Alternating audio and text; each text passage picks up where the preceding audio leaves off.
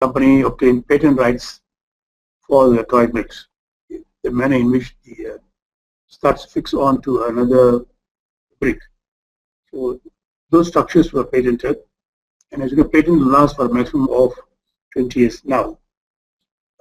Early days it used to last for 15 to 16 years from the date of grant.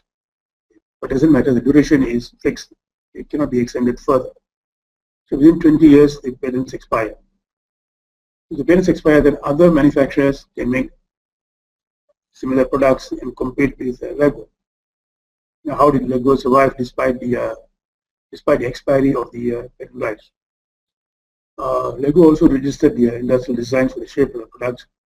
Designs do not last forever; they only last for a maximum of 25 years. So patent rights expired, design rights expired. Then the company tried to rely on its copyright. It's in the fractional technical drawings of those bricks.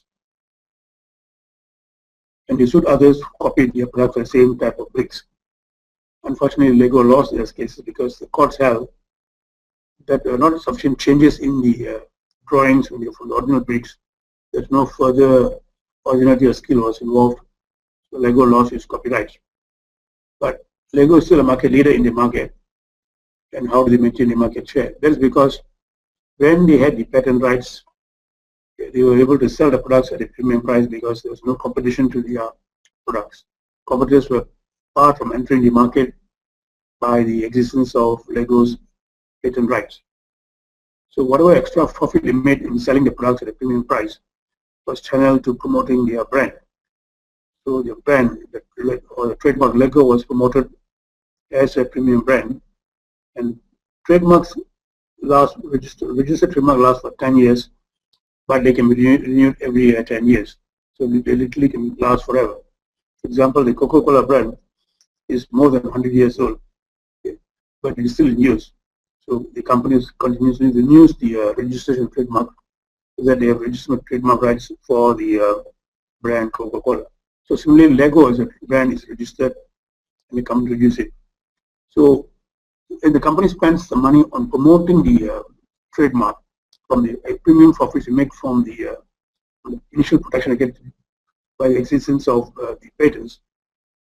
So Lego has become sort of a well-known brand, and that's the one which carries the product in the market. That they're able Lego to maintain the market share, even though the initial intellectual rights such as patents, industrial designs have all expired.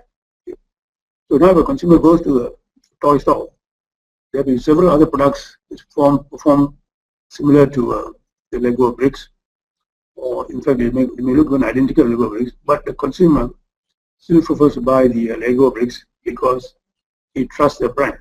So the Lego brand has become a sort of a trust brand where the consumer, even though another product may be available at a lower price, but the consumer trusts the brand and still buys the Lego bricks because of the trust he has in the brand.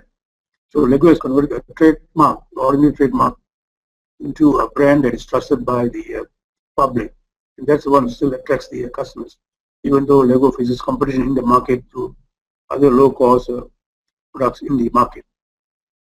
That's how Lego leverages on the IP rights. Just to summarize this issue, Lego is initially dependent on patent rights to protect their market share. So while they protect patent rights, they're able to sell it at a higher price because you have exclusivity to the product. But the profits they made because of the higher price, a large percentage of profits were channeled to promote their brand, Lego. So Lego at that time, the company spent a lot of money on promoting their brand. So once the patents expired, you find that Lego is a new lease of life through the well-known brand it has. Okay. Let's look at another example of Panadol. Now, Panadol is a brand, a trademark.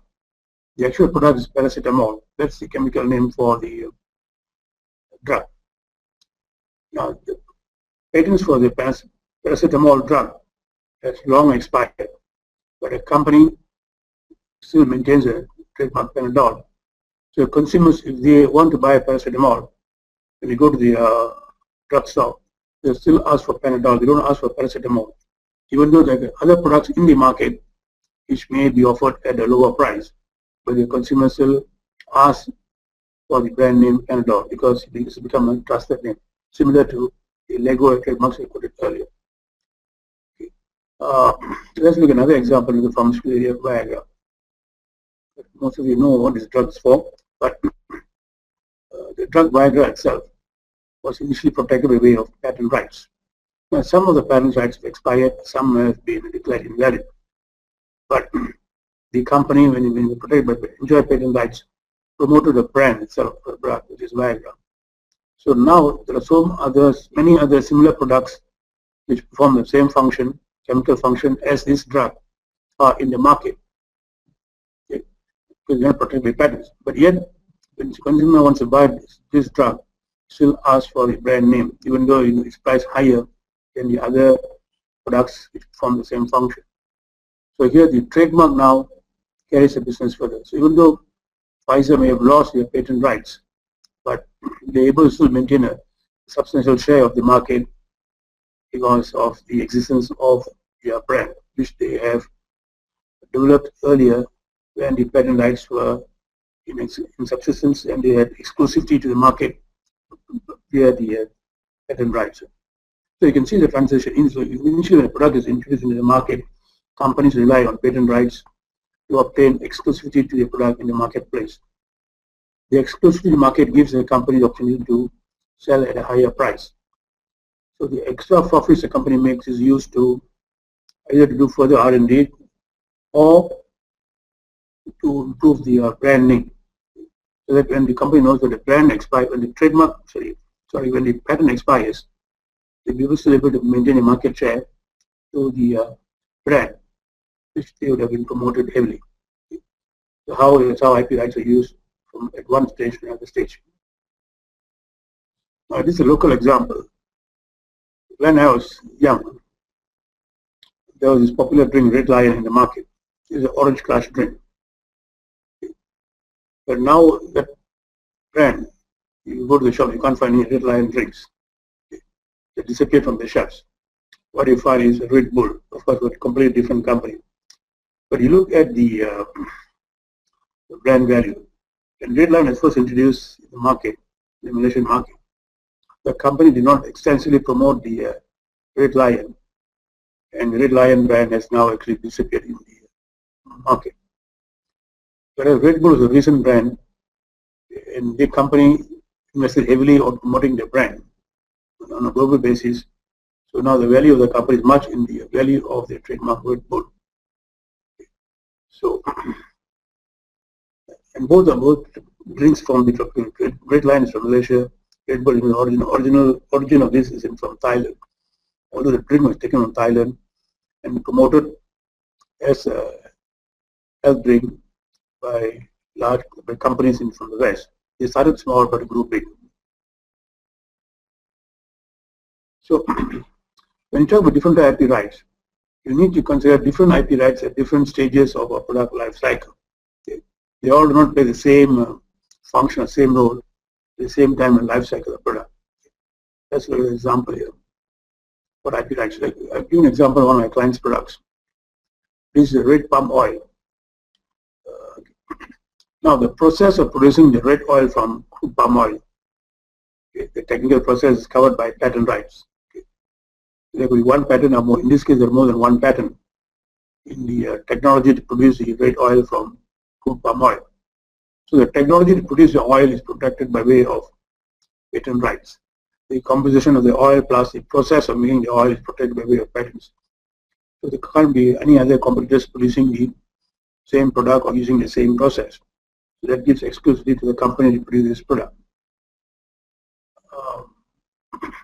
Secondly, you find that the container used to contain the oil is sold to the consumer is protected by way of industrial design. So the shape of the bottle is fairly unique. This company spent a lot of money in commissioning a designing house to design this bottle, and the shape of the bottle is registered by way of industrial designs. Then you have the brand Calotino. That's a trademark, and the label itself put on the container, the bottle, is protected by way of copyright. You find the label is quite artistic in nature, the color scheme, the type fonts, and so on. So those are copyrightable works and is protected by way of copyright. So in this case, we look at it, the company initially depends on patent rights to maintain exclusivity in the market. And then to make sure nobody copies the same design and uses some other oil, so the consumer get confused. They see the shape of the bottle and they think it's a carotene oil. Not to prevent copycats, the company registered the industrial design of the bottle, so no other manufacturer can put their oil or any drink or any liquid into the bottles of that shape, because it will be infringing upon the company's registered industrial design. So competitors are kept out. Even when the patent expires, the other competitor cannot produce the oil. Once the patent expires, others can use the technology to produce the oil, but they cannot use the similar shaped bottle, because the shaped bottle is protected by way of industrial designs. As I said earlier, the company, during the subsistence of the patent, company spent a lot of money in promoting their trademarks. So carotene is a well-known trademark, at least in the Malaysian market. So consumers, when you go to the shop, there may be other type of oils in the market, red colored oil rich in vitamin E and tocopherols and tocotrienols. But the consumers still use carotene because it is a well-known mark. So you see that trademark piggybacks on the patent rights. Trademark is promoted on the back of patent rights. So when the patents expire, the company is still able to maintain market share by the trademark. The consumers are still attracted by this product by the well-known mark itself. Now, copyrights literally last in Malaysia 50 years of the author plus life after that, life of the author.